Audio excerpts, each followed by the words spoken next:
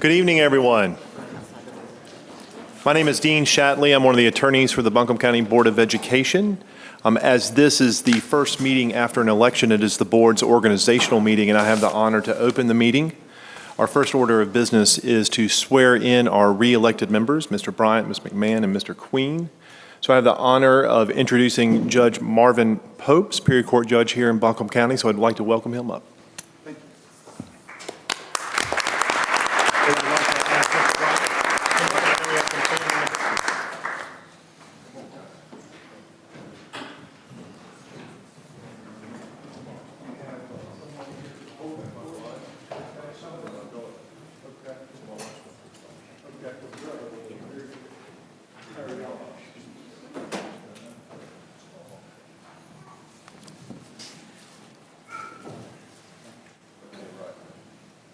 Okay, ready to go.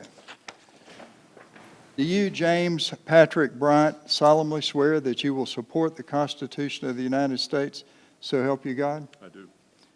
Do you, James Patrick Bryant, solemnly and sincerely swear that you will be faithful and bear true allegiance to the state of North Carolina and to the constitutional powers and authorities which are or may be established for the government thereof, and that you will endeavor to support, maintain, and defend the Constitution of said state, not inconsistent with the Constitution of the United States, to the best of your knowledge and ability, so help you God? I will.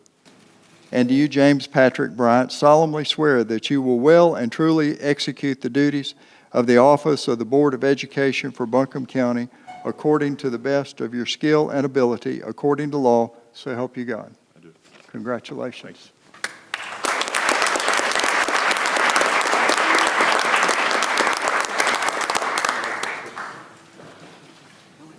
Thanks. Pictures.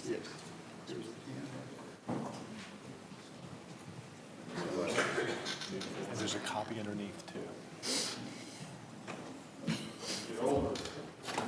Make sure I get the right line. Thank you. Like this or like this? I'd sign the form. Yep. They don't want to, you don't want to be kicked off. Yes, sir. And one underneath as well? Yes, sir. Yes.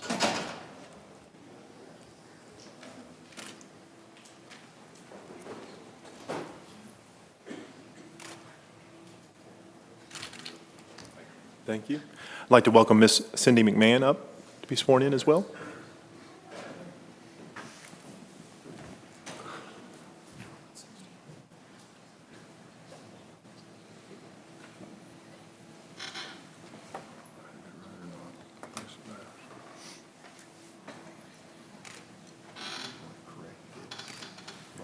No, it's spelled. It's spelled that way. It's just pronounced. Oh, no, I got you.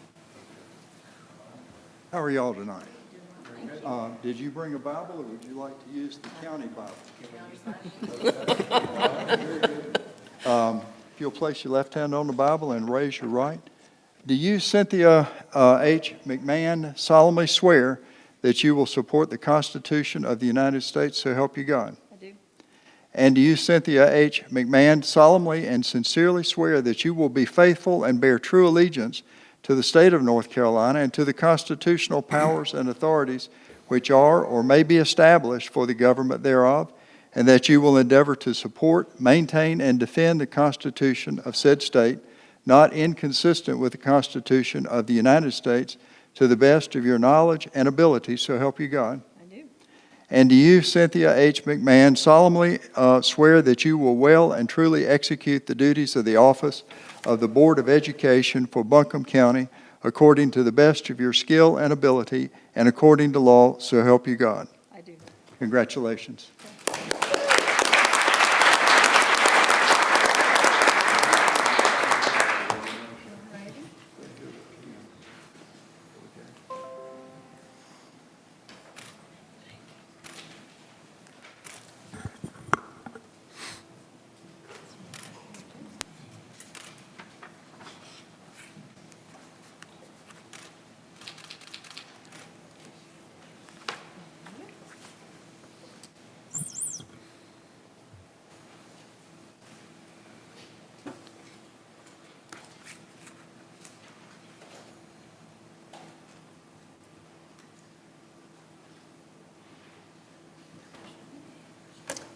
I'd like to welcome up Mr. Queen.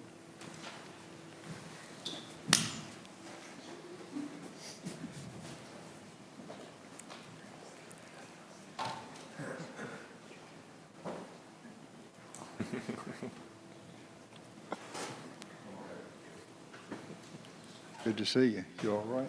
Do you have a special Bible, or would you like to use the county Bible? Okay. Who would like to hold the Bible? Okay, there you go. All right. Not here. Got it? Okay, if you'll place your left hand on the Bible and raise your right.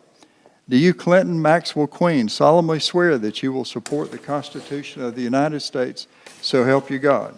I will.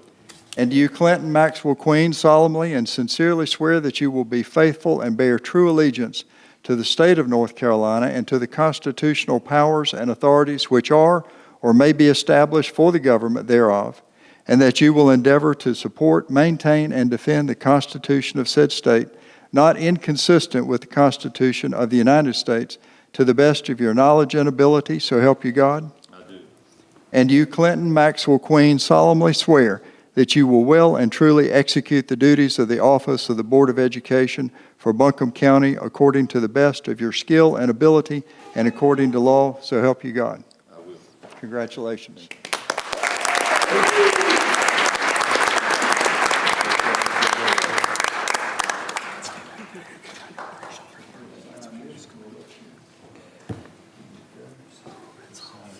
It is. That's a good-looking group of kids you got there, Max.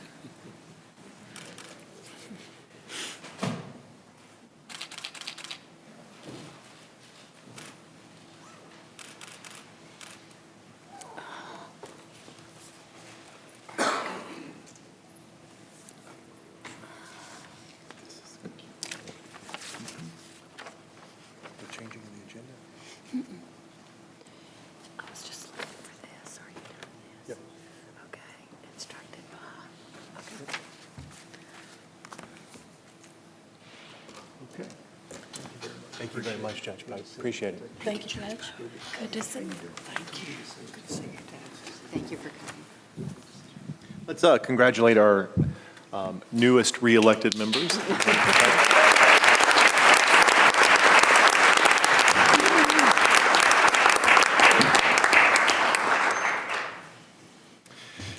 If you would please rise and join me in the presentation of the colors and the Pledge of Allegiance by the Inca High School JROTC, instructed by Chief Master Sergeant James Eagle. Forward, march. Color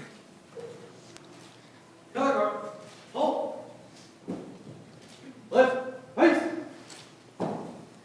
Previous colors.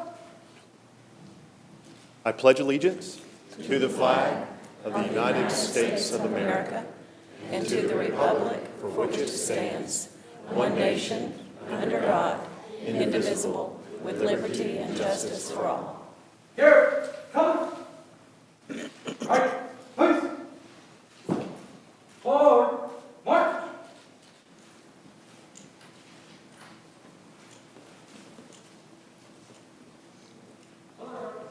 If you would please join me in a moment of silence.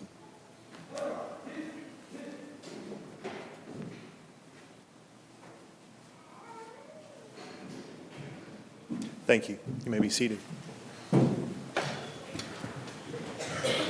Next order of business is the election of the chair and vice chair of the Board of Education.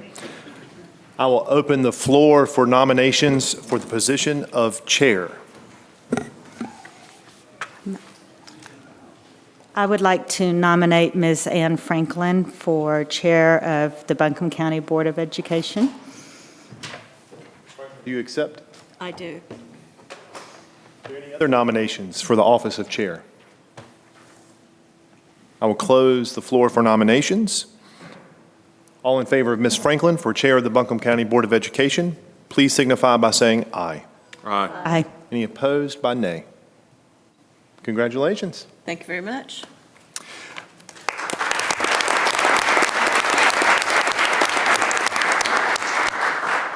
I'll now Open the floor for the election, or for nominations for the Vice Chair of the Board of Education. Are there any nominations?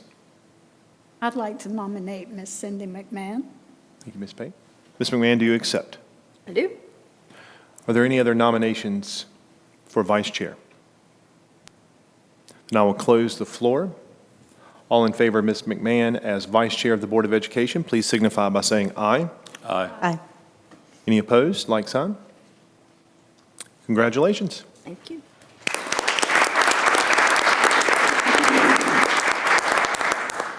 And now that my 10 minutes of fame is over, I will turn it over to the Madam Chair. Thank you very much. I appreciate the honor to serve. I would enter, at this time, we have a request to move an item from the consent agenda to the action agenda. That item is the Clyde A. Irwin High School use of capital outlay athletic allotment, which will be moved from the consent agenda to the action agenda. With that change, I would entertain a motion to approve the agenda. So moved. And a second?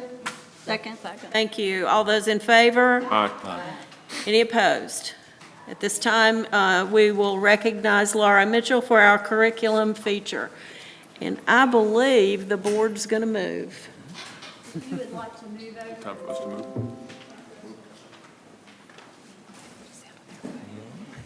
move. We're not moving out. We're just moving.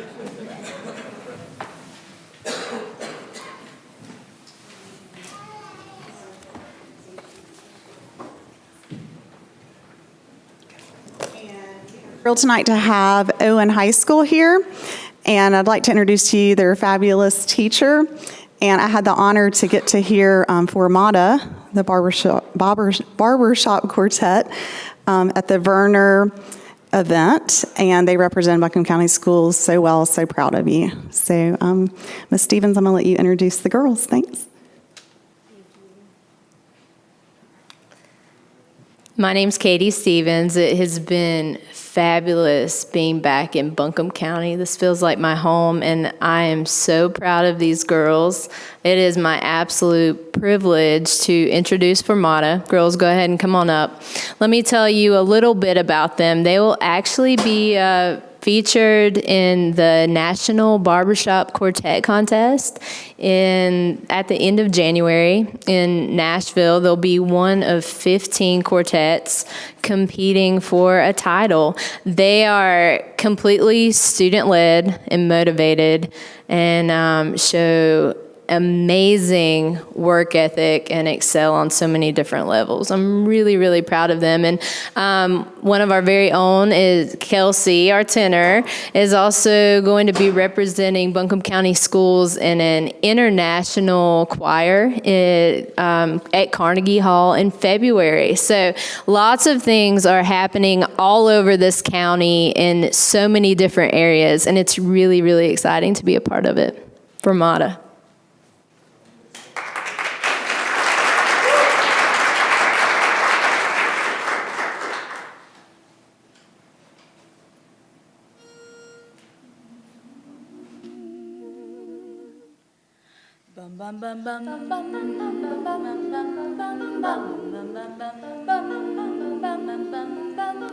Mr. Sandman, bring me a dream. Make him the cutest that I've ever seen. Give him the word that I'm not a rover. Then tell him that my lonesome nights are over. Sandman, I'm so alone. Don't have nobody to call my own. Please turn on your magic beam. Mr. Sandman, bring me a dream.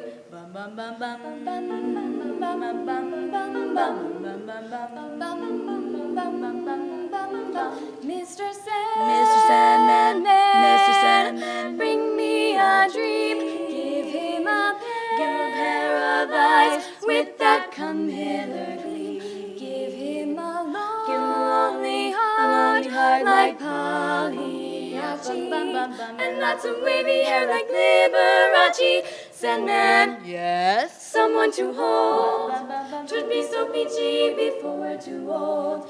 Please turn on your magic beam, Mr. Sandman, bring me, please, please, please, Mr. Sandman, bring me a dream. Bum, bum, bum, bum, bum, bum, bum, bum, bum, bum, bum, me.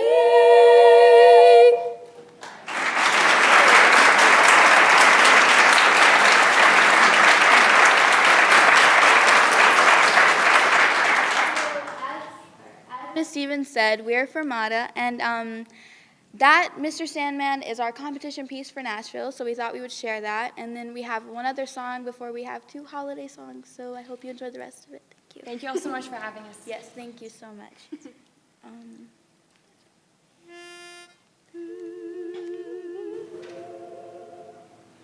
I was blue, just as blue as I could be, could be. Every day was a cloudy day for me. Then good luck came a knocking at my door, Skies were gray, but they're not gray anymore. Blue skies smiling at me, nothing but blue skies. Do I see,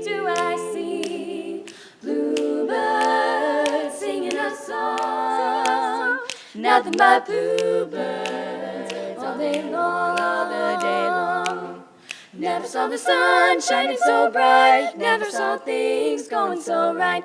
Noticing the days hurrying by, when you're in love, my how they fly. Oh, blue days, all of them gone, nothing but blue skies from now on.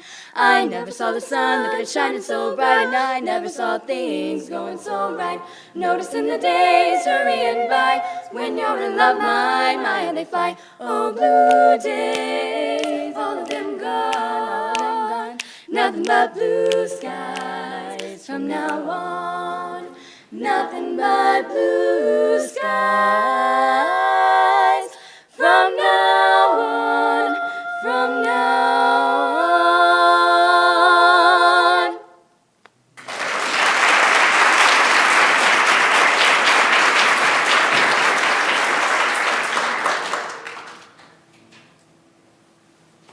Mary, did you know that your baby boy would one day walk on water?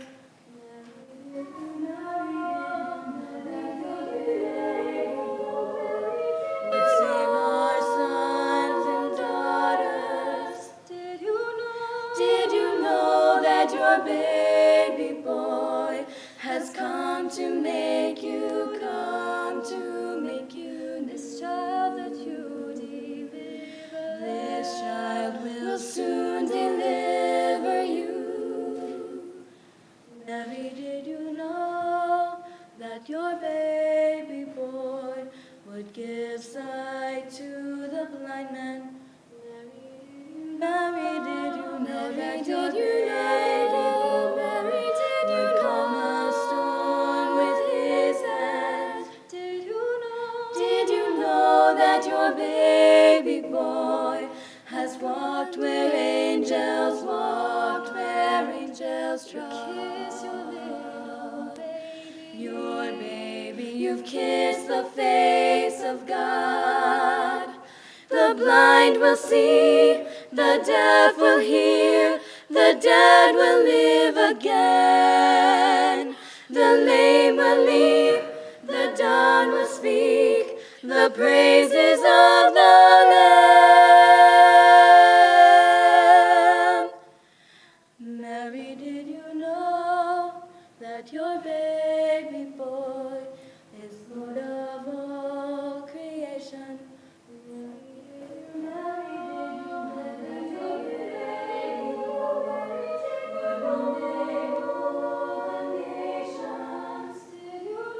Did you know that your baby boy was heaven's perfect the sleeping child, this sleeping child?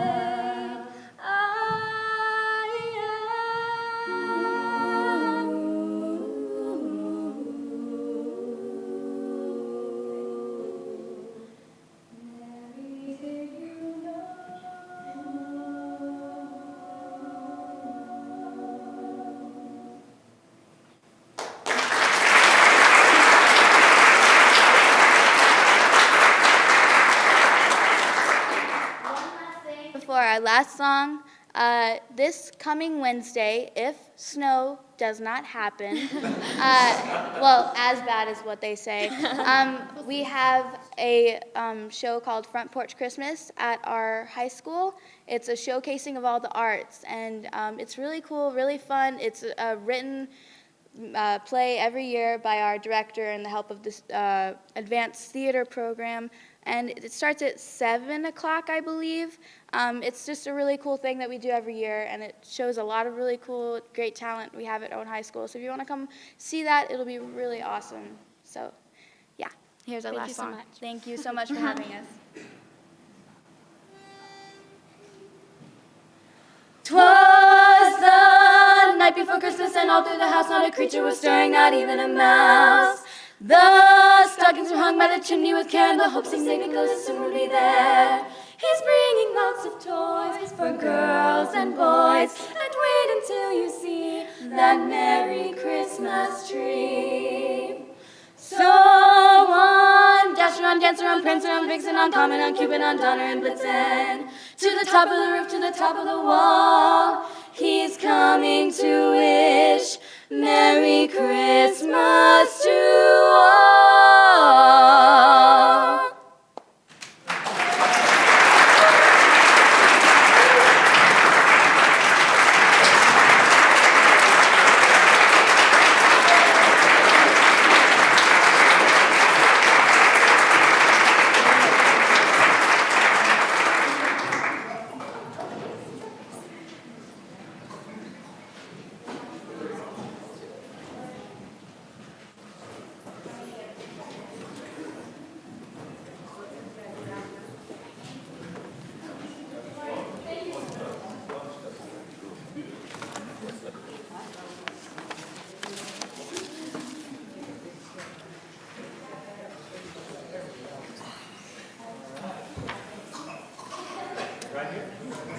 Oh, gosh.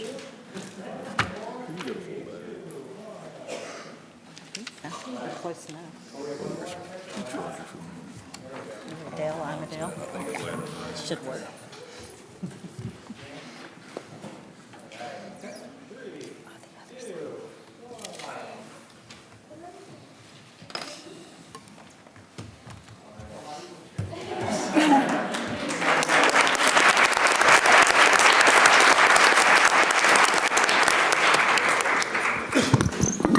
Thank you so much, ladies. What an inspiration and what fun. You know, if I were in church and that wonderful singing had gone on, I would hope that the preacher would just call it quits and go on. But we can't do that tonight, so thank you. Next on our agenda are the superintendent's comments. That'd be like leaving the church, you know, before the preacher got to preach, and he's got to make his comments. Ms. Turner, I cannot imagine that you don't start every morning at Owen High School with the Fermata group. Yeah, what a wonderful resource. Thank you, ladies. It's awesome. I don't know why winter weather is on my mind, but for some reason I was thinking about comments tonight, and that just popped up out of the blue.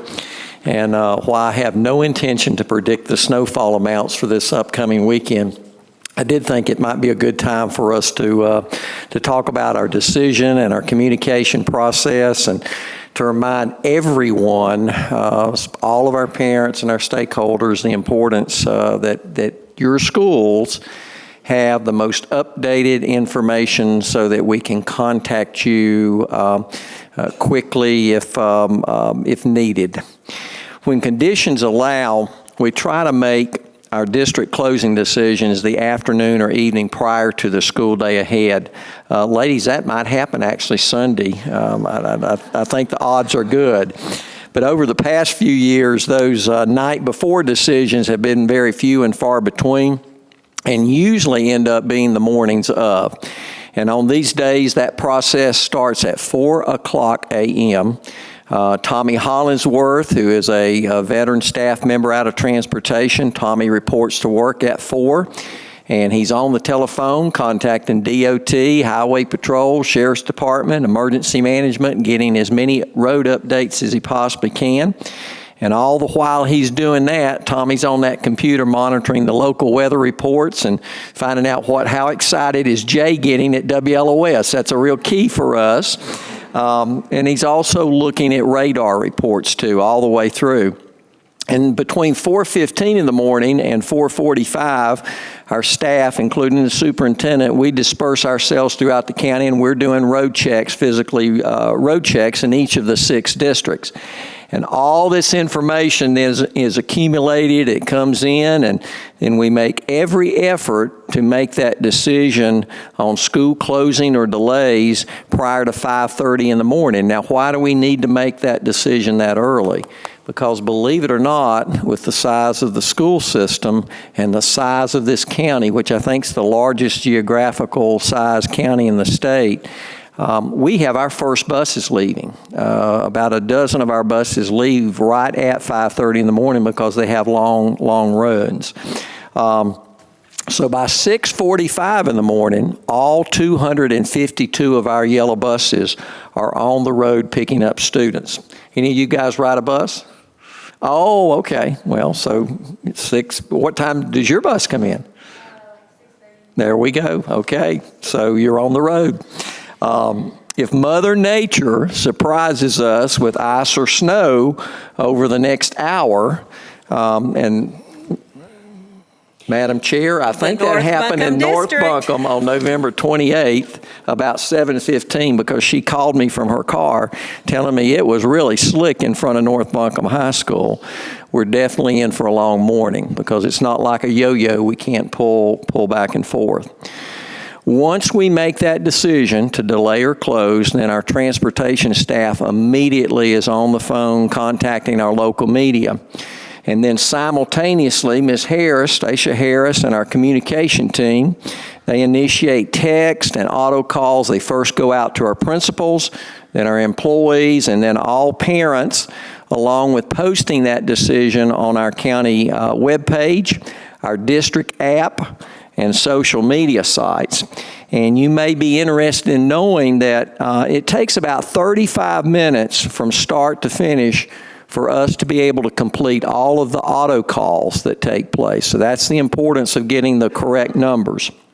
In fact, social media posts and those emails and app push, I'm a little old school, app push, not familiar with that term, but those notifications and texts, they go out within the first 5 minutes of the decision. So here's the moral of that story. Everyone needs to immediately go out and make sure you've got our app. And Stacia, how do we get our app? Go to our district website and hit the link? Log on to your Apple iTunes Store or Google Play and search Buncombe County Schools, and our logo is our little purple mountain logo, and just download it, enable notifications, and you'll be the first to know when we have a closing or delay. And that, ladies and gentlemen, was an orchestrated advertisement for Buncombe County Schools. When bad weather occurs once we have school in session and we're forced to dismiss either earlier than normal, there are multiple timeline issues that we face, and that's a real challenge for us because, again, the size of the school district that we are. And one of those timeline issues involves bringing all of our students back from our satellite schools. One of those is here in Nesbitt Academy. We have 6 of those, and we have to transport our students back to their home districts. And that takes about an hour. So once we determine we've got to move, we've got an hour of transition to get our students back. And then it takes, again, around 35 minutes for us to make sure all of the auto calls, the social media links, and that's where the app comes in, as Stacia says. It's the quickest way you're going to get notification in case we have to make a quick decision during the school day. And with all such decisions, we have to consider the types of drivers and vehicles that will be on the road. And that goes from our bus drivers and our buses, and by the way, our school buses, an advertisement for school buses and riding the school bus. It's one of the safest modes of travel on the roads. But we also have students in personal vehicles, and a number of them are often inexperienced drivers. So that's one of the, when a decision is made, that's one of the key things that we've got to keep in mind, or try to keep in mind, that we have a number of our high school students that are driving to and from home and school. We also have parents on the road, and we have staff members, and all of that has to play into the decision. And finally, when wintertime hits, or winter weather hits, one of the departments that oftentimes plays the role of an unsung hero is our maintenance staff. And I see Mr. Clark Wyatt, our maintenance director, up there. And I think we all realize, our principals, we know how important these guys are, because without them, our driveways, our parking lots on our school campuses, they'll remain hazardous. The central office driveway, hazardous for travel. And likewise, without their intervention, we have power outages, we have heating failures, frozen water pipes. That can keep those buildings highly limited in terms of operations. So these guys are MVPs, and Clark, we don't say enough to you guys how much we appreciate. When we're sleeping in the morning, these guys are out there on their equipment trying to make sure that everything's safe when our teachers and our staff do come in. I'm also excited to announce that Community High School will be holding a dedication ceremony to the public on Sunday, December 16th. That's from 2 o'clock to 4 o'clock. And we will be hosting the ceremony to dedicate the new addition. That'll be new classrooms, our science labs, administrative office spaces, a brand new media center, and a brand new child care center that we're really, really excited about. Mr. Bill Murdoch with Evelyn Charities will be the primary speaker at the event, and we'll have guided tours of both the new facility as well as the existing building. I've got my quartet there. Anybody take a guess when the community high school was first built? No? In unison. Yeah, oh, that's perfect. A long time ago. Excellent. Sharp group, Ms. Turner. 1926. It's one of the oldest buildings in fact, it actually hosted as a high school for the Owen district for a period of time. So we're really excited about this. We invite the public, and know we've got a lot of excited people in the Owen district and across Buncombe County. So, Madam Chair, that concludes my announcements.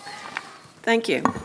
I will tell you that it was at North Buncombe District when it got mighty slick the other morning. It did. And so now it's time for good news. Like we haven't had any, but we'll engage in some more. Can never have enough good news. Well, good evening, Dr. Baldwin, Madam Chair, members of the board. We have several BCS employees to recognize this evening, and to help me do that, I'd like Stephanie Buckner to come on down. She's our district mathematics specialist, and she is going to introduce us to our BCS Math Teachers of the Year. Thank you, Ms. Harris. Madam Chairman, members of the board, Dr. Baldwin.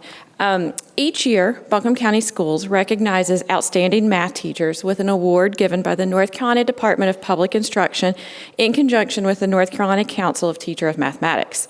Nominated by their principals and then invited to respond to written prompts, these teachers are selected by a panel of peers after an anonymous review of their responses.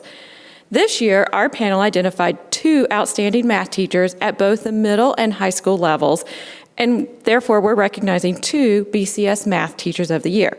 If Mr. Lunsford and Ms. Pace would join me, please.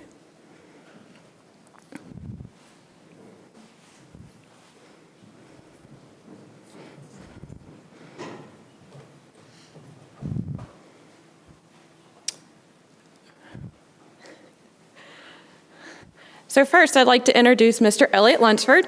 He is our secondary math teacher of the year. Mr. Lunsford teaches at Owen High School, turns out we're favoring Owen tonight. Seems like it. Right? And I chose a quote from Miss Turner, the principal, because she eloquently states why Mr. Lunsford is honored with this award. She says, Elliot is a collaborator, a questioner, a risk taker, and a man of high ethical standards. His students show very strong growth under his facilitation. He is a leader in our building inside and outside the classroom. We are indeed fortunate to call him a warhorse. Congratulations to Mr. Lunsford.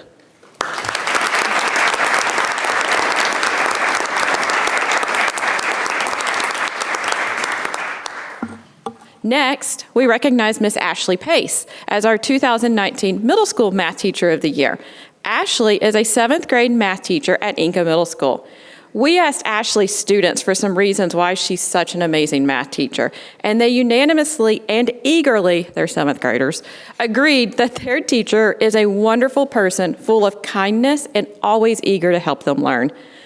Many students stated, she never gives up on us and she helps us out all the time. Congratulations to Miss Pace.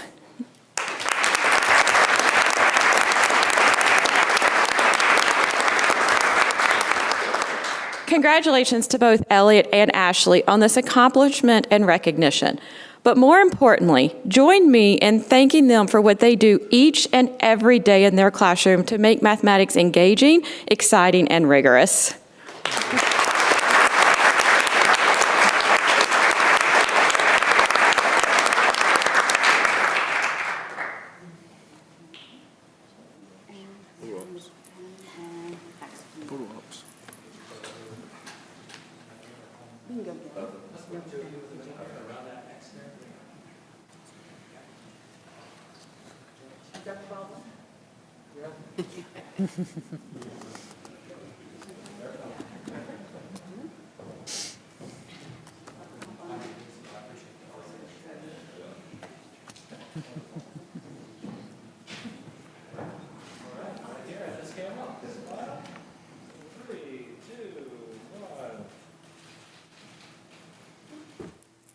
Like the Grammys.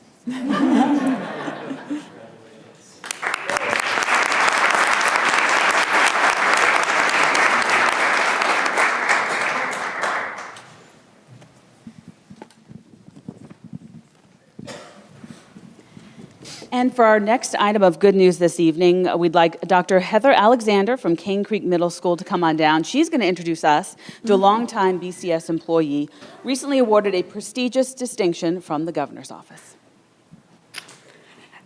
Good evening, Madam Chair, members of the board, Dr. Baldwin, esteemed colleagues, and their guests. It's my privilege to be here tonight as not only a BCS employee, but a representative for our current Governor, Roy Cooper. In 1963, the Governor of North Carolina established the Order of the Longleaf Pine.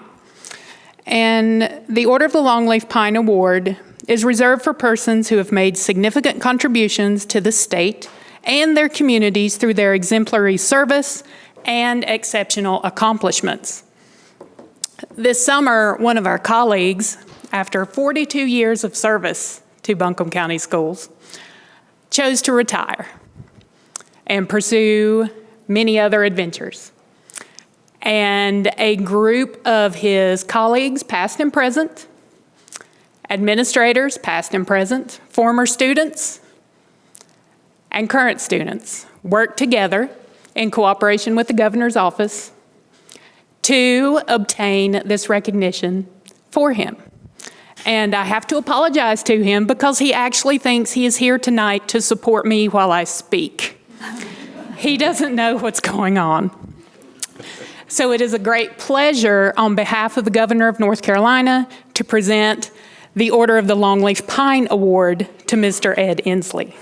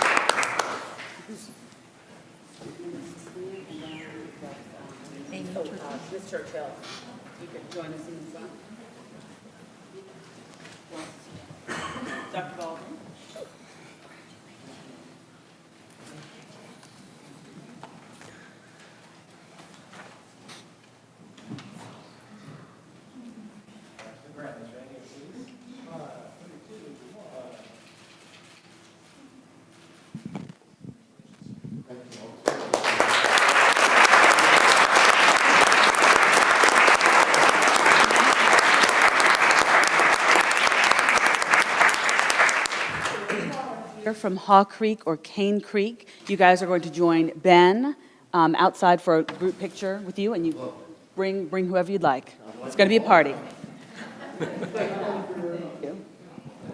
It's been an honor and a privilege to be a part of Buncombe County Schools for 42 years.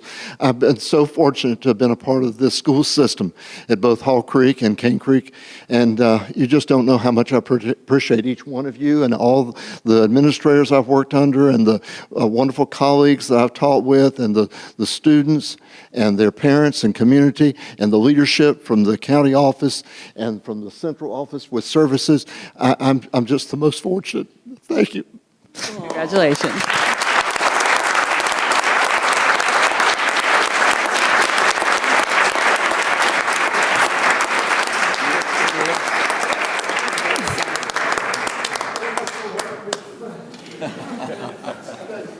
Congratulations. Such wonderful. Thank you.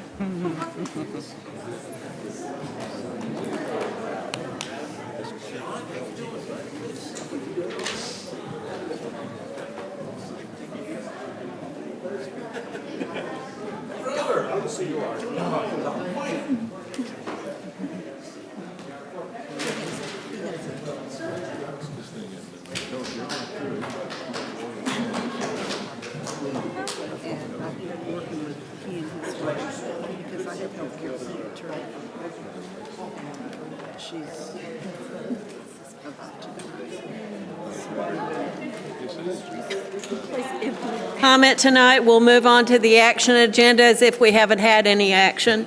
The budget amendment number 1, Deborah Frisbee. Are there questions from the board members concerning this item? All right, then I'll entertain a motion to approve. So moved. And a second? Second. All those in favor? Aye. Any opposed? Next item on the action agenda is 2018-2020 school improvement plans. Ms. Swanger, are there any questions from the board on this item?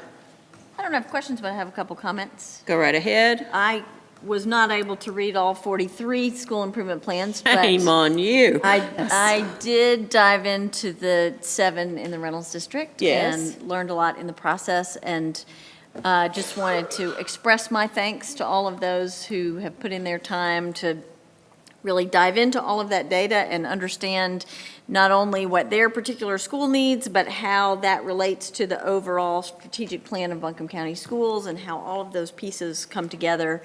And I would just encourage anybody who's interested in how our schools make themselves better to take a look at those plans, which are on the school websites. And a couple of things that I particularly noticed, I really appreciated the schools that really get specific, because our energy goes towards what we pay attention to. And some of the schools that I read really are diving into which subgroups are not performing as well as others, and paying particular attention to those subgroups and how can we move them up and what strategies do we need to focus on for those subgroups. And so I just really want to commend the schools that are taking that level of detail. And also the schools, I noticed that it's hard when you're in a school situation. There's so much, of course, the main priority is to raise up all the kids and make sure that they're all learning, and the academics needs to be the highest priority. But also those schools that really prioritized also the aspects of our strategic plan that go above and beyond the academics, such as, for instance, leadership. Not all schools are able to prioritize that in the same way, but I think it's important. And so I just wanted to note that I was paying attention to those places where that shows up, and how much I appreciate that.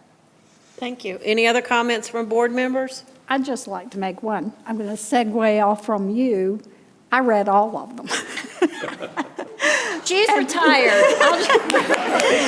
That's quite a task. And I think that what impressed me the most is the level of high expectations we have for all of our students. And like Ms. McMahon said, every single group of students was addressed in those plans. And in times when education is just lambasted, public education and public educators are getting slammed from every corner, you rise above and you fight for your kids and you set the standard way up there, and kudos to you. Exactly.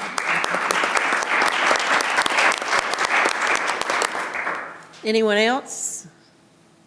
Isn't it nice to have a board that pays attention? Absolutely. Thank you so much. At this time, I'd entertain a motion to approve. So moved. Second? A second. All those in favor? Aye. Any opposed? Approval of low-performing school plans. That's again Suzanne Swanger. Questions from the board on low-performing school plans? Yeah, just one, it might lead to two. That's all I've got. Sandy. The support or the additional support that comes from central office and some of the things that are mentioned here, can you kind of go into some of that in a manner? And are there some things that this board could do to enhance that and to help through the system to those schools to help improve those situations in those schools? Well, the very fortunate structures that were in place last year carried over. Johnston Elementary and Irwin Middle met growth. So they performed like the state model says they should. So remember when Dr. Baldwin mentioned that model of 80-20, 80% proficiency, 20% growth, that model is really challenging to some of our more at-risk populations. So they're already working from behind the eight ball. The beauty is they made growth. They have structures in place. Proficiency needs to come up, and that's what they're working on. And the only way that you raise proficiency is you raise capacity of teachers by providing that professional development, that coaching support, time for teachers to collaborate, having you all volunteer in the schools as you're doing, making staff resources available as you've done. Irwin Middle has a little additional assistant principal support, as does Johnston Elementary. So you're already doing some of those things. The coaching that we use federal funds to pay for, we assign those coaches more time to be at Johnston and Irwin and really focus, because math was both of their areas that they were struggling a bit with. So real intentional math support.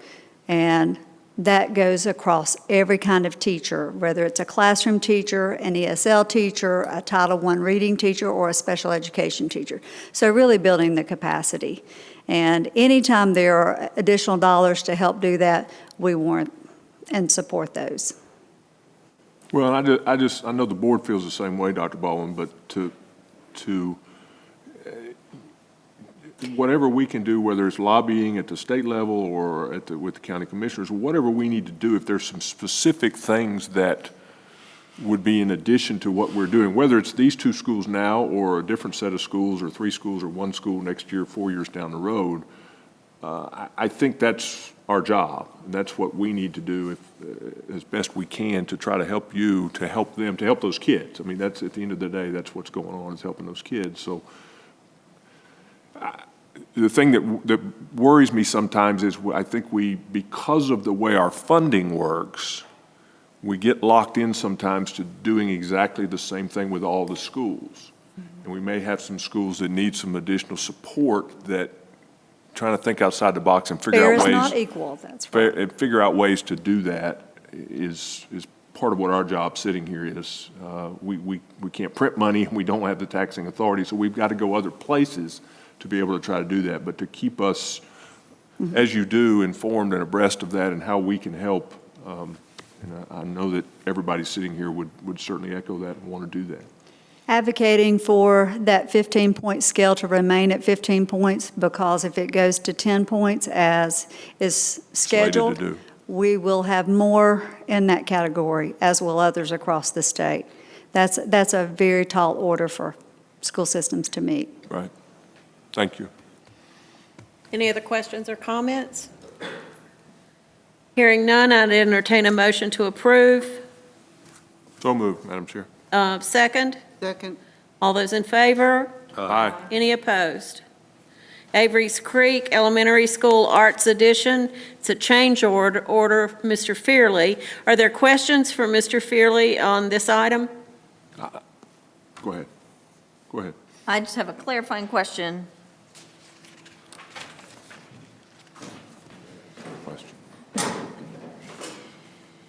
So it's a change order for what's done, but we are remaining within budget for this overall project. Is that correct?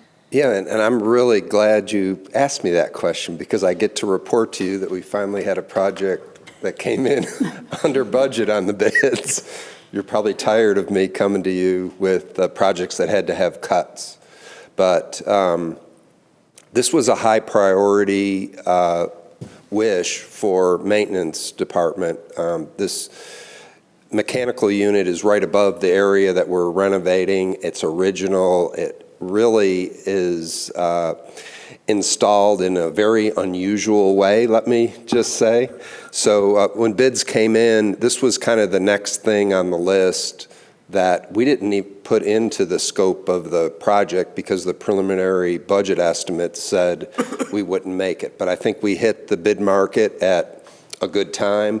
We did a lot of kind of groundwork to get folks interested, and we got good prices, so we're able to do this. But we don't have to go back to the Capital Fund Commission to get No, approval this is for that? within the budget, the amount of money that was allotted for the project, so. So even though it's a little different scope of work within that same project, we're allowed to do that? Yeah, they allot a certain amount of money, and it goes towards that project. The scope of it is determined by us or city schools, and we work within what the bid market will allow. Okay. So this was an Article 39 sales tax project. Correct. Are you sure that we can do that? That was my question. I'm looking to the board attorney. I thought you were looking at me, and I thought, Lord have mercy. Mr. Queen can chime in. My understanding was that what was put into place was that we could only do what was submitted to be done. What was submitted to be done was additions and renovations to the Avery's Creek Elementary Gymnasium and an arts addition. And this is the mechanical unit that serves the gymnasium and that arts addition. So we were in the scope of the project. We were having to rework all the ductwork and such to this old unit up on top of the roof. And we just didn't think we were gonna, the School Capital Commission doesn't see that level of detail.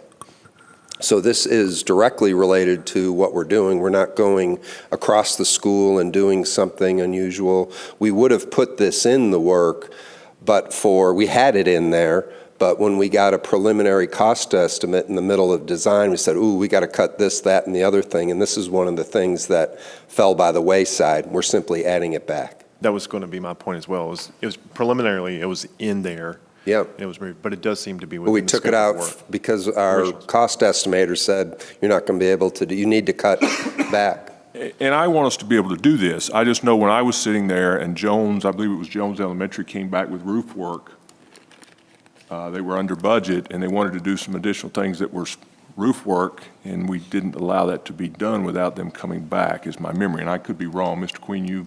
Well, just starting on that committee, I do know that the discussion was held a month or so ago about that, and a second meeting is scheduled for in the early February, March timeframe to look at the projects and their progress, and to see if there were going to be any revenues that were not needed to complete the project as it had been approved. Now, I guess my question, it all boils down to how the approval and how the language was in your submittal. Was there any indication that the HVAC work was a part of that, or were we talking about just duct work and that kind of thing? There was no description of ductwork. It was as general as additions and renovations to Avery's Creek Elementary. That is the full description that the School Capital Fund Commission saw. Okay. I just didn't, and I'm sure you're right. That was not my concern, my question. I just don't want it to get kicked back if we vote on this and approve it tonight, and because all this eventually is part of that. It's different if this was 4042 money, because that runs right through us, and that was the reason for my question.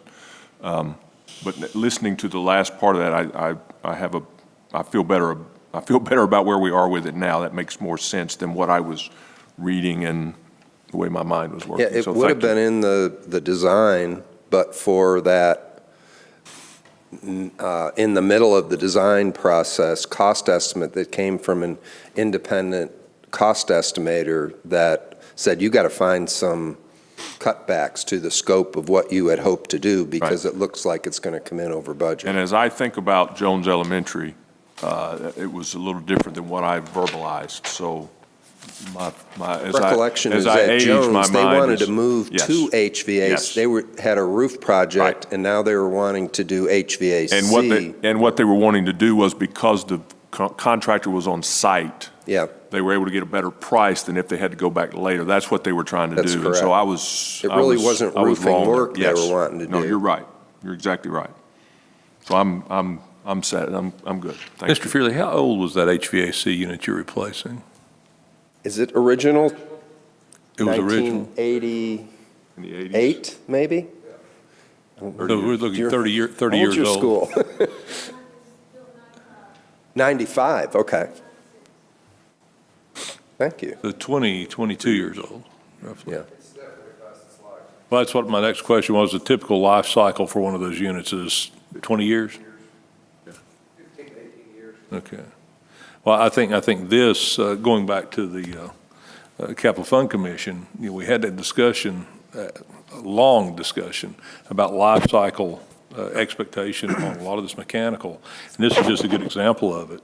And I think what you're trying to do is being very smart with any revenue that you might see that didn't quite need to be used in one area, and continue to use it in that overhaul of that building.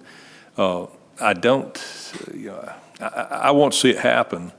I don't know if it's prudent to run this, or go back and look at the notes from what was approved by the Capital Fund Commission or not, as to how that was presented, or move forward. We can look at the notes and the presentation to the Fund Commission, but Mr. Fearley probably would have been the one who made the presentation. That's correct, and it was as general as I've described. I think if it's general and can be, it's how it's perceived, if it's general enough, we can tuck that right in there. I think we're good. If we don't do this, we would be putting this into capital outlay for 4042 consideration, and the cost would be significantly more, because we will be doing all this new ductwork and controls to this old unit. Right. We'd have to tear that old unit out, and the rough-ins would be all different. So the cost would be significantly higher to replace it, because where the ducts come in and where the controls come in are in a different location. The power is different, so we'd be doing it twice. Right. And it might be a $75,000 cost. Right. Later. Okay. All right, all questions answered. Then I would entertain a motion to approve. So moved, Madam Chair. Thank you. I need a second. Second. All those in favor? Aye. Any opposed? Next item on the action agenda is the Clyde A. Irwin High School use of capital outlay athletic allotment.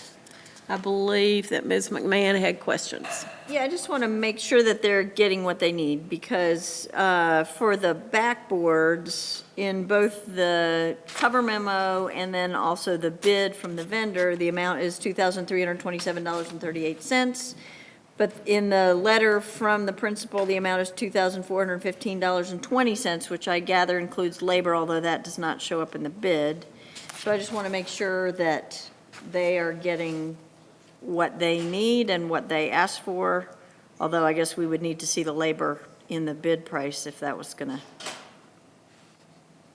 Yeah, the numbers don't match. It is, the installation cost is not actually delineated in that proposal, but the principal reports that it is included in his negotiations and conversations with the vendor. So you heard from him since he issued this September 27th letter that says that the 2,327 I have is not heard from him since. I tried to get a hold of him today. I didn't, but this started in May, and the reason for the difference in the proposals is that he didn't issue a new letter, but he did go out and get a renewed cost and proposal because it had been so long. But, you know, so now it's December. Right. So he got a revised proposal, but he simply did not provide a new letter. The actual cost is less than what his, when he got a revised quote, they cut down on the shipping and delivery costs, and that's the difference. So we're not looking here, so this quote says that it's valid until November 30th. We're not looking at the latest quote, is that? No, unfortunately, it's now run out again because it's taken so from September till now, the quote is run out again. I believe that this vendor will honor this, but yeah, the quote is run out again. It's just taken so long for the process to happen that, yep, this quote says it's only valid until November 30th, I believe. Yeah, that's in the rearview mirror. Yeah, and with the numbers not adding up, I'm just not sure about this. I have no problem with the fencing, but the backboard is a little confusing. Yeah, he got a new quote with a new, actually lower number, but he did not, the principal did not revise his letter with that amount from the old. Usually when you get a new quote, it's more, you know, later on it's more, but So he negotiated with them. He did get a new quote, but we're just not seeing it here? You're seeing the new quote. The old quote is that $2,400. Oh, I see. And the difference is really the shipping. The new quote has also expired now. That's correct. Okay, Although they could still honor that price. they could. Yeah. Yeah. So is that the attorney's recommendation? I support Mr. Fearley's recommendation at the price that's been quoted by the lowest vendor, in this case, the BSN Sports, which is the $23.27 Even though it's expired. Yeah, I mean, they would have to agree to, Uh-huh. they would have to agree to honor that price. Okay, if that's your recommendation, I'm okay with that. All right, then I'd entertain a motion to approve. You want me? I'll figure it out. So moved. Madam Chair, I'm sorry. Thank you. And I'd like a second. And all those in favor? I'd like one further discussion. You got your, it's on Okay. the table with motion and all. But as I look through this document here, Bison, is that the name of the company that got the bid? Yeah, BSN Sports. Bison Sports. BSN, I'm sorry, BSN. Well, it says Bison High School Package Scarlet. Yeah. Two each, $1,026, $2,052, what I'm looking at. Is that what you're seeing, Mr. Fearley? And if I'm reading that right, I'm just sort of, is that just, that's all I see, and I'm not real clear about what that is. Is that just the color package of that backboard? Because when I look at the other bid, it's showing just one single backboard as being, I think the cheapest is $4,379. So how can you buy two for $2,000? I guess is my question. If that's what they're getting is quality, I'm all for it. Principals have a very good way of bargaining with vendors, and sometimes they can get to, I don't know, Clark, are you familiar with this particular company, BSN? backboards. I'm not familiar with them either. We suspect they're the side goals, not the main goals of the basketball court. Yeah, maybe so.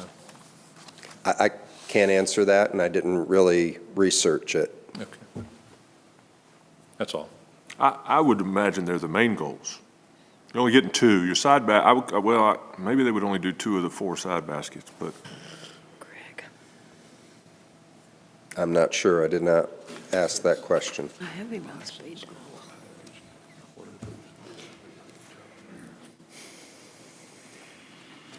Are we ready to vote? Well, since the quote has already expired, would there be any harm in getting more information before we vote on this? Well, the only thing I would say is it started in May. It's basketball season. I'm sure they'd love for this to happen Be resolved. rather than wait another month, but that's your decision as the board. The quote date was that 8/4 or 6/4? I'm having a hard time reading it. 6. Oh, that was before the letter. Any idea why it has taken so long? Because they only got one quote at first, and it was part of a much larger package. Over $5,000, you need 3 quotes. Took them a while to get their act together. They're busy out at schools. It's not what they do every day, is get quotes.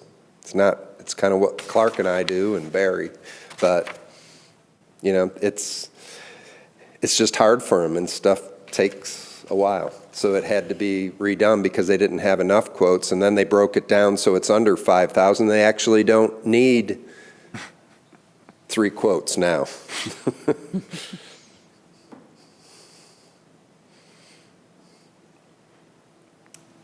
Shall I call the question? Madam Chair, I would request that the question be called.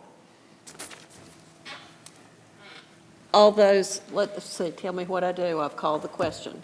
Well, you can call the question, so you can just ask for a vote. Okay, all those in favor of this item? Aye. Aye.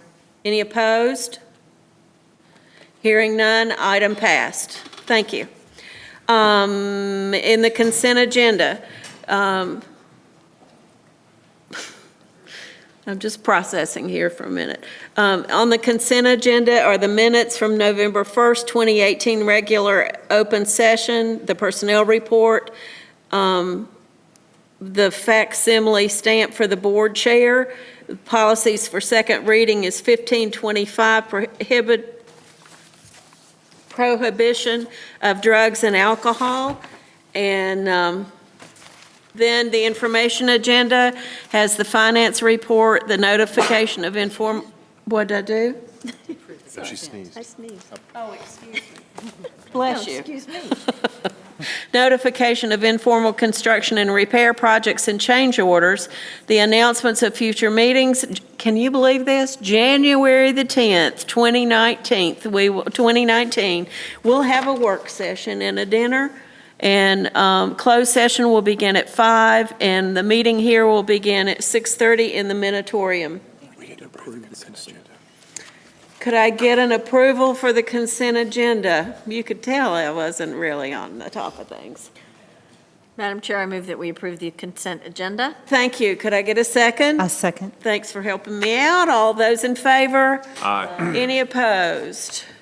I would entertain a motion to adjourn. I love it when they don't do that. They just want to spend the night in this room. Moved. Thank you. Could I get a second? Second. And all those in favor? Aye. Any opposed? Merry Christmas, guys. Thank you. Get your bread and milk. And any